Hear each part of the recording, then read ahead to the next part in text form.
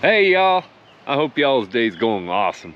It's not too bad today. A little bit of cloud cover. It ain't hot, it ain't cold, it's just nice and comfortable. Wait, this would be a beautiful day for a ride. Beautiful. Well, I don't know. I don't know if y'all could see that up there, but here, we'll turn you it.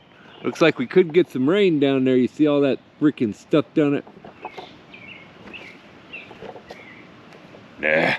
I don't want all that. I better get the seat back on old Christine over here. But figured I'd give you all a little bit of a thing here on Christine. Me and her has actually had a hell of a relationship so far. Give you a little bit of a background and everything here. Okay, as I said in the previous video, I paid $2,500 for this bike.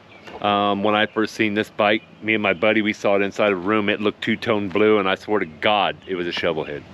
I would have swore it was.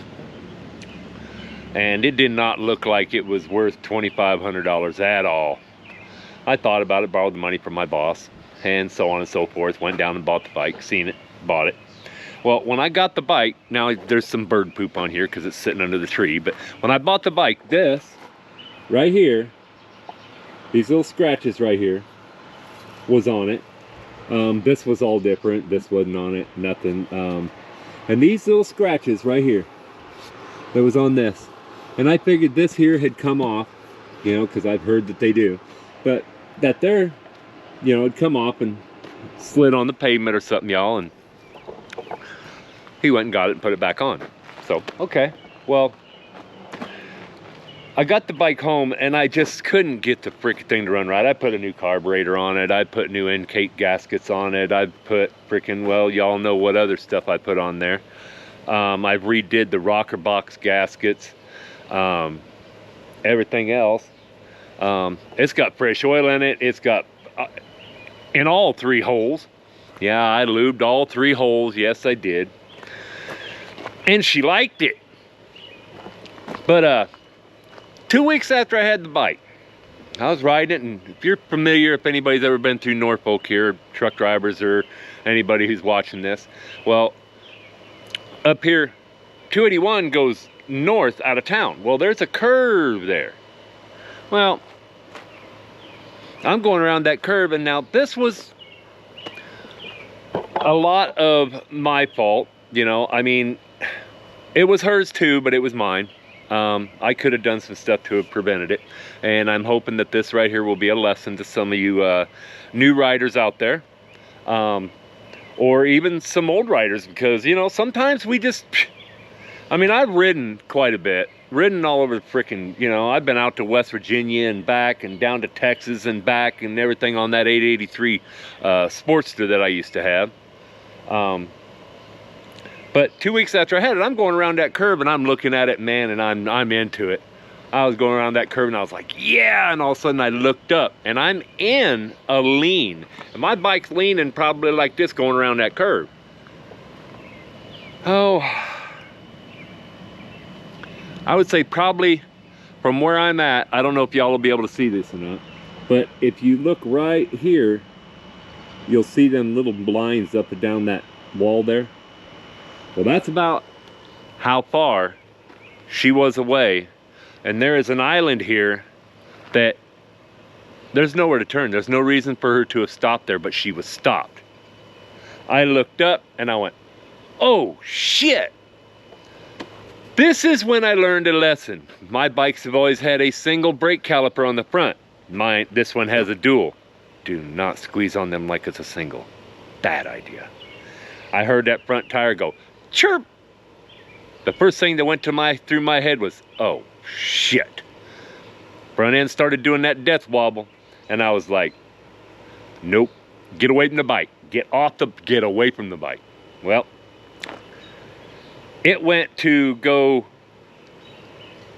the wheel, it was doing that whole wobble thing. Well, in the process of when it went to go like this, or it went to go that way, and I said, I'm out of here. I went to go off, so it helped me go off. I hit the ground, I rolled, and when I came up on my feet, through this whole thing, I seen everything this bike did.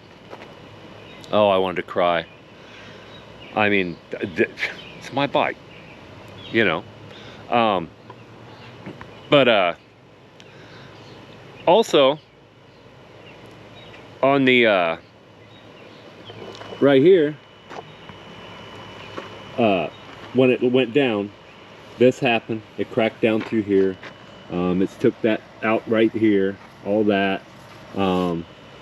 It broke my clutch lever. I ended up putting the new clutch levers on it, did some crap to my mirror, so I put a new mirror on it, put new grips on it. But in that process also, all of this happened. It scratched this all up. It bent this. I had to get another one, and this up in here was actually bent. Yeah, we can't get a shot at that, but that was actually bent. So, and the funny thing is this one don't even go to this bike. It's on there kind of cockeyed. Because if you see here, it comes there. Well, let's go over here. Now, if you look here, there's a lip here, and this has been out, and yeah, it's in that way. So that thing actually sits on the bike kind of like this a little bit. So yeah, it's a little bit fun getting my feels here in the right places. I bought them and put them on it too. But yeah, we've had a hell of a little round, and hopefully when we get through this one, and we will, y'all stick with me, we'll get through it. Hey, the channel ain't got nowhere to go but get better, right? I mean, right now we're just sitting here and talking and bullshitting and yeah, that stuff. And then I just thought of something also earlier today.